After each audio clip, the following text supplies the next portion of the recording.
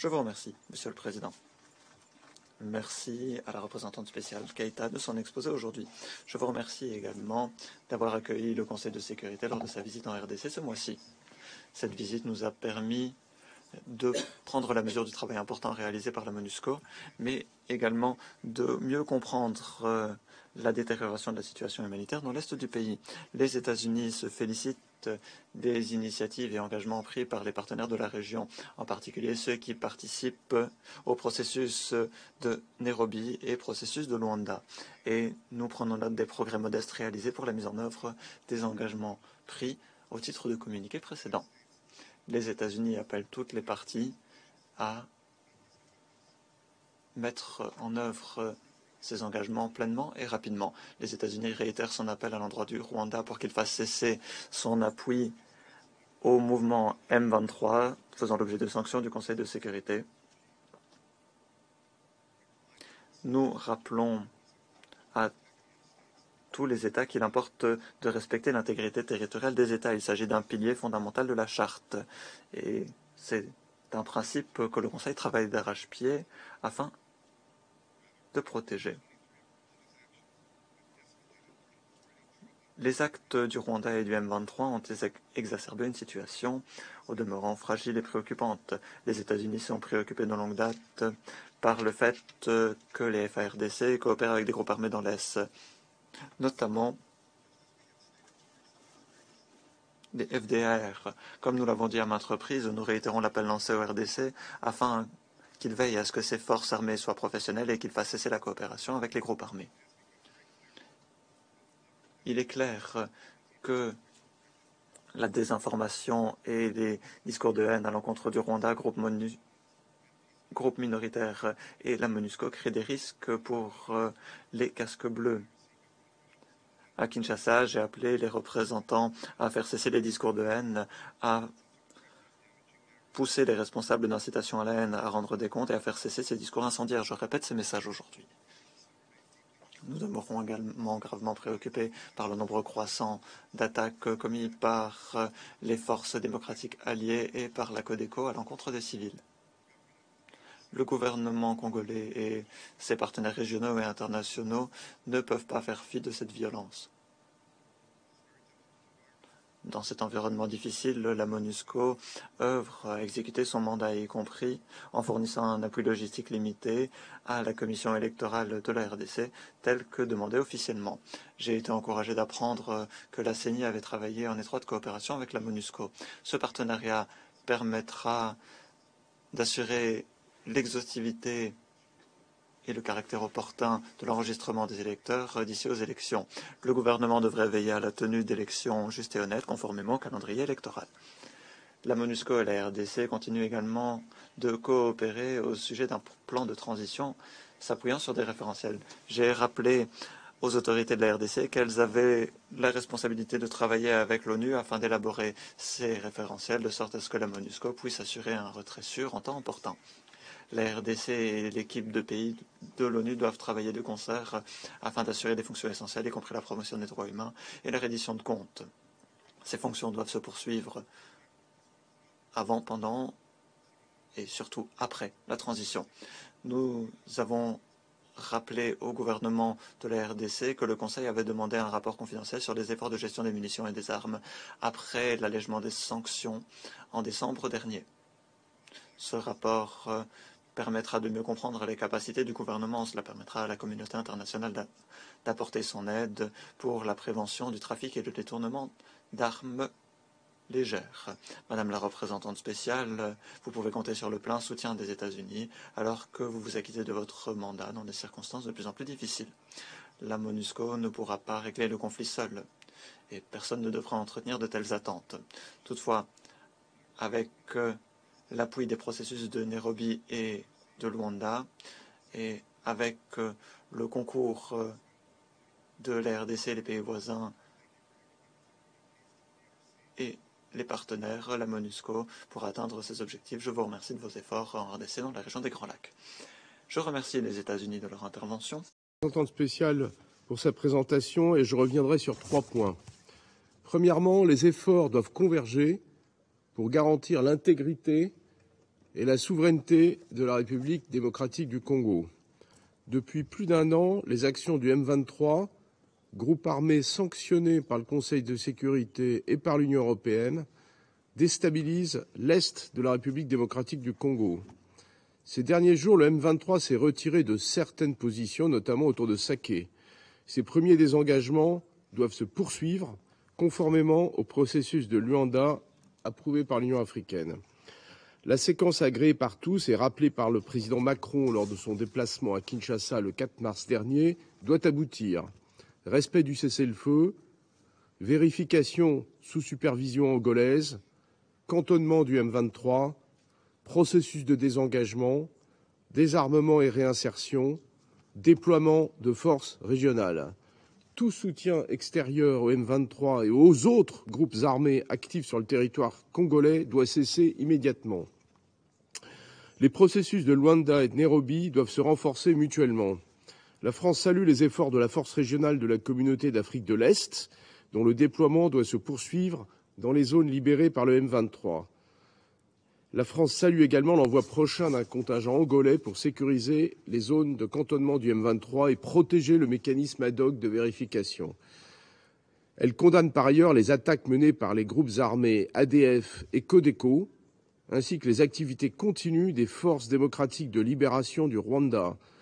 Tous les combattants doivent désarmer. L'ensemble des acteurs, et c'est mon second point, l'ensemble des acteurs sur le terrain doivent unir leurs efforts pour protéger les civils et les personnes les plus vulnérables. La MONUSCO et les forces armées congolaises doivent œuvrer conjointement pour protéger les civils de manière cohérente et coordonnée avec les forces régionales. La France appelle le secrétaire général et les États membres à mettre à disposition de la MONUSCO les moyens nécessaires à la mise en œuvre de son mandat. Elle doit également être en mesure de soutenir le déploiement de la force régionale de la communauté d'Afrique de l'Est. Le soutien aux autorités congolaises doit se poursuivre afin qu'elles puissent assumer leur responsabilité première de protection des civils. Ce même esprit de partenariat doit prévaloir dans la réponse humanitaire. Le Conseil de sécurité a noté la mobilisation remarquable des acteurs, notamment ceux des Nations Unies, lors de sa visite au camp de Bouchagara. Davantage de sites doivent être mis à disposition par les autorités congolaises pour accueillir les réfugiés et les personnes déplacées. La France est mobilisée face à l'urgence humanitaire autour de Goma. Elle apportera une aide de 34 millions d'euros pour répondre aux besoins des populations les plus vulnérables. Dans le cadre du pont humanitaire aérien de l'Union européenne, 3 vols ont permis d'acheminer 100 tonnes de frais, comprenant des abris d'urgence, des kits d'hygiène et des médicaments. L'Union européenne apportera une aide humanitaire de 50 millions d'euros à la République démocratique du Congo en 2023. Troisièmement, les avancées doivent se poursuivre en matière de justice et pour préparer les élections prévues au mois de décembre prochain. Des avancées ont lieu en matière de lutte contre l'impunité. Je pense notamment à la loi promulguée en décembre dernier pour la protection et la réparation des victimes de violences sexuelles. Les efforts doivent aussi se poursuivre en termes de justice transitionnelle pour assurer la protection des droits de l'homme et pour lutter contre les discours de haine et les incitations à la violence. Enfin, la France réaffirme son soutien au gouvernement congolais dans l'organisation d'élections transparentes, libres et inclusives dans les délais prévus par la Constitution. Des efforts majeurs ont été déployés pour initier l'enregistrement des électeurs. La MONUSCO apporte son appui logistique. L'organisation de la francophonie est aussi mobilisée à la demande de la Commission électorale nationale indépendante pour accompagner les institutions et la société civile impliquées dans le cycle électoral. Les conditions doivent être réunies pour la bonne tenue des élections sur l'ensemble du territoire congolais. Monsieur le Président, la République démocratique du Congo ne doit pas être un butin de guerre.